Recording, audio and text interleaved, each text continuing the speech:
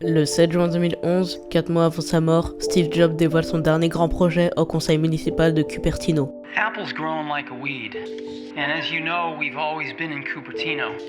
Started in a little office park and eventually got the buildings we are in now at the corner of De Anza and 280. L'ancien campus d'Apple, construit en 1993, était devenu trop insuffisant pour Apple, qui était en pleine croissance à cette époque. Les bâtiments étaient disposés le long d'une route privée circulaire Infinite Loop, en référence à un concept informatique. Afin de faire face au nombre croissant d'employés, l'entreprise a commencé à acquérir de plus en plus de bâtiments dans le quartier. Finalement, Apple opérait à partir d'un mélange chaotique de bâtiments, qui avaient été initialement développés de manière totalement séparée les uns des autres, et qui ne sont en aucun cas idéaux pour un siège social cohérent comme Apple. So we're renting buildings, not very good buildings either, at an ever greater radius from our campus.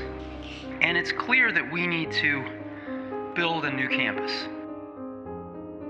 Le plan de Steve Jobs n'était pas d'abandonner le campus existant à Infinite Loop, mais de l'agrandir avec un campus beaucoup plus grand et large, plus moderne. Apple a pu acquérir non loin un grand terrain qui est non seulement situé à proximité de l'ancien campus, mais également directement sur l'autoroute Interstate 280 qui traverse toute la Silicon Valley, offrant une bonne accessibilité aux employés. Et ce site appartenait autrefois à Hewlett-Packard. Ouais, l'accent anglais, posez pas de questions. Une entreprise qui est chère à Steve Jobs, qui a récemment fermé ses bureaux ici même. When I was 13, I think, I called up Hewlett and Packard were my idols, and I called up Bill Hewlett because he lived in Palo Alto and there were no unlisted numbers in the phone book, which gives you a clue to my age. And he picked up the phone and I talked to him and I asked him if he'd give me some spare parts for something I was building called a frequency counter. And he did, but in addition to that, he gave me something way more important. He gave me a job that summer. A summer job at Hewlett-Packard, right here in Santa Clara off 280, the division that built frequency counters. And I was in heaven. Well, right around that exact moment in time, Hewlett and Packard themselves were walking on some property over here in Cupertino, in Prune Ridge, and they ended up buying it. And they built their computer systems division there. And as Hewlett-Packard has been shrinking lately, they decided to sell that property and we bought it.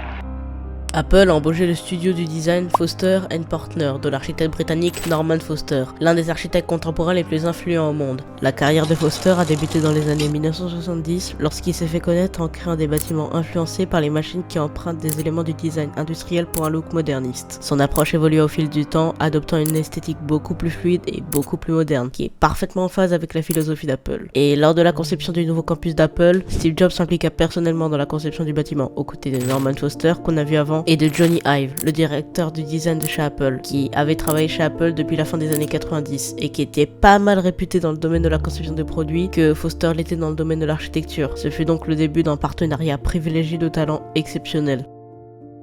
We've seen these office parks with lots of buildings and they get pretty boring pretty fast. So we'd like to do something better than that. The campus we'd like to build there is one building that holds 12,000 people. Le dernier complexe s'appelle Apple Park et se caractérise par sa pièce maîtresse, un seul bâtiment en forme d'anneau entouré d'un vaste parc naturel. Et tandis que le campus lui-même est le résultat d'une collaboration unique, le bâtiment est conçu pour permettre exactement ce type de collaboration avec différentes marques. Les parcs devraient inviter les employés qui peuvent travailler dans des parties complètement différentes du bâtiment afin de se croiser et d'échanger leurs idées. Le bâtiment circulaire est divisé en 9 sections reliées par un atrium lumineux, et même si le bâtiment dans son ensemble offre un espace énorme en raison de sa forme annulaire, il n'est pas excessivement grand à aucun endroit individuel. À l'intérieur, des passerelles mènent autour du bâtiment le long des bords intérieurs et extérieurs. Ces passerelles ne sont séparées que de l'extérieur que par un mur en verre qui s'étend du sol au plafond, permettant une vue panoramique sur les environs. Apple lui-même affirme qu'il s'agit des plus grands panneaux de verre incurvés utilisés dans un bâtiment à ce jour, et que des auvents blancs, même moi je sais même pas ce que ce mot veut dire, dépassent de la façade et sont positionnés pour projeter de l'ombre sur les couloirs intérieurs. De plus, ces éléments font partie du système de ventilation active du bâtiment, apportant de l'air frais depuis l'extérieur. L'espace de bureau est également très ouvert avec des murs en verre arborant un design de pot ouvert. Ouais, me posez pas la question. Bref. Et bah dans ce concept, les employés ont accès à un grand plan d'étage ouvert où ils peuvent s'installer eux-mêmes au bureau disponible. Cet aménagement est à l'image des espaces de coworking et de campus universitaires. Toutefois, certains employés ont exprimé des difficultés à se concentrer dans ce cadre ouvert, qui est le pot ouvert. Un autre lieu de rassemblement des employés est la cafétéria centrale, un immense espace de rencontre et de bouffe doté de portes vitrées géantes qui s'ouvrent directement sur l'extérieur. Ouais, ça déconne pas. Et bah figurez-vous que cet élément illustre la volonté d'Apple de fusionner intérieur et extérieur afin de créer un environnement fluide et inspirant. Lors de la conception des parcs, il était important pour Steve Jobs que le paysage reflète le paysage californien, dans lequel il a passé la majeure partie de son enfance. Steve Jobs voulait que les parcs soient basés sur l'université de Stanford non loin du campus. Pour cela, Apple fit appel à l'architecte paysagiste Laurie Olin, qui s'installait plusieurs mois à Palo Alto afin d'avoir une idée réelle de l'environnement local. La conception du parc de l'Apple Park était de faire donc une représentation du paysage californien. D'un côté, il y a une vaste prairie qui s'étend depuis le bâtiment et qui peut être utilisée pour des événements et qui ressemble fortement au parc du campus de l'université de Stanford. Il y a également 2 cafés indépendants ici même et derrière se trouvent plusieurs rangées d'un verger contenant plus de 800 arbres fruitiers, dû au nom de Apple. Et puis se trouve également un étang artificiel qui fait référence aux eaux des environs, permettant à toute la verdure d'exister. Et tout cela est entouré de différents types de chaînes qui structurent le paysage à l'intérieur et à l'extérieur du bâtiment, qui relient les différentes parties du bâtiment par des sentiers. Pour la plantation des arbres, Apple a embauché l'arboriste Dave Muffley, qui avait précédemment planté les alentours de l'université de Stanford, que Steve Jobs voulait absolument reproduire.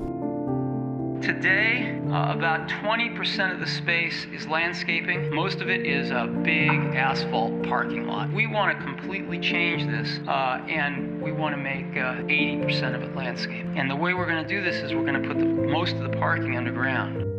Accessible par ces tunnels se trouve le parking souterrain du campus qui a été conçu sur mesure avec le même niveau de détail que le bâtiment principal. L'équipe de conception de Johnny Ive a créé un système de signalisation personnalisé avec les informations affichées dans de larges cadres fixés aux murs courbes et les feux de circulation sont disposés horizontalement faisant référence aux icônes dans le coin des applications des Mac. Ouais, jusqu'au détail. Mais comme l'espace souterrain ne suffisait pas, Apple a également dû construire 2 parkings supérieurs à l'extrémité sud du campus. Situé dans le coin supérieur gauche se trouve le Apple Park Fitness Center, en gros la salle de sport. À l'extérieur, il y a des installations pour les sports d'équipe comme le foot, le basketball ou encore le volleyball. Et à l'intérieur se trouve une salle de fitness complète accessible uniquement aux employés d'Apple. Situé de l'autre côté du parc se trouve un bâtiment qui est régulièrement ouvert aux personnes extérieures lors des événements de presse d'Apple, au Steve Jobs Theater. Ouais, l'accent anglais... T'inquiète. Cependant, seul le pavillon d'entrée est visible au-dessus du sol car l'auditorium lui-même est entièrement souterrain. Ouais, on est sur du sérieux là. Le théâtre est utilisé pour la présentation des nouveaux produits de l'entreprise et peut accueillir pas moins plus de 1000 personnes. Le pavillon primé au-dessus du sol se distingue par le fait qu'il n'y a pas de colonne de soutien, le toit est constitué d'un panneau léger en fibre de carbone et toute la charge structurelle est supportée directement par le verre. Et il s'agit de la plus grande structure du monde qui est uniquement soutenue par du verre et le câblage électrique ainsi que les tuyaux d'arrosage sont entièrement cachés le long des mains joints en silicone entre les panneaux de verre incurvés. À l'intérieur, il y a un ascenseur en spirale en verre qui tourne qu'une seule façon, qu'une seule porte est nécessaire. Apple Park est un espace sans compromis, mais la mise en œuvre de l'idée d'un espace collaboratif a radicalement posé des problèmes, dans les cas où la réalité nécessitait des configurations différentes. Les besoins de certaines équipes ne correspondent pas à cette vision globale, celle du pot ouvert pour ceux qui n'ont pas compris. Apple a dû donc construire des bâtiments supplémentaires séparés pour les départements de recherche et de développement. Il s'agit de départements où la confidentialité est particulièrement importante et le bâtiment qui en résulte ne suit pas l'idée ouverte et transparente du bâtiment principal. Et contrairement au reste du campus, les toits sont remplis de conduits de ventilation au lieu de panneaux solaires qui sont présents sur le reste du campus. Les bureaux sont également disposés de manière plus traditionnelle au lieu du concept ouvert et un parking en surface est disponible devant les bâtiments supplémentaires. Et le magnifique bâtiment rond n'est en aucun cas suffisant pour Apple. Et au lieu d'utiliser efficacement le grand espace, de nouveaux bâtiments sont construits à proximité avec des approches de conception beaucoup moins ambitieuses. It's a pretty amazing building. It's a little like a spaceship landed. Peut-être que la comparaison de Steve Jobs entre le bâtiment et un vaisseau spatial s'applique à bien plus que son apparence visuelle. Apple Park est une tentative sans compromis de créer une île isolée qui n'a que peu de rapport avec la vie et les problèmes des rues et des communautés adjacentes. Apple exploite même son propre service de bus privé pour transporter ses employés à travers toute la Silicon Valley encombrée. L'entreprise exploite également ses propres centres médicaux privés à Cupertino, exclusivement réservés aux employés en cas de besoin. Si la tentative d'Apple de créer un environnement isolé pour ses employés présente de nombreux avantages, elle aurait peut-être été été encore plus avantagé si l'entreprise avait plutôt créé un campus dans un environnement où l'interaction avec les entreprises locales est encouragée, où des trajets courts et respectueux de l'environnement seraient possibles et où le succès de son campus pourrait influencer sur l'environnement de s'intégrer dans des solutions d'urbanisme moderne. L'objectif n'était peut-être pas de créer le campus le plus pratique, mais plutôt de créer un bâtiment qui incarne une certaine forme de perfection, destiné à établir des normes au sein de l'entreprise et afficher l'approche selon laquelle l'entreprise devrait développer ses produits. Plus que tout, Steve Jobs a abordé ce campus non pas comme un architecte ou un expert, mais comme un écrivain conscient du pouvoir d'inspiration d'une histoire bien racontée.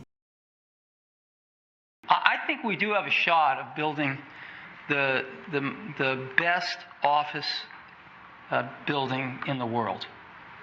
And I really do think architecture students will come here to see this.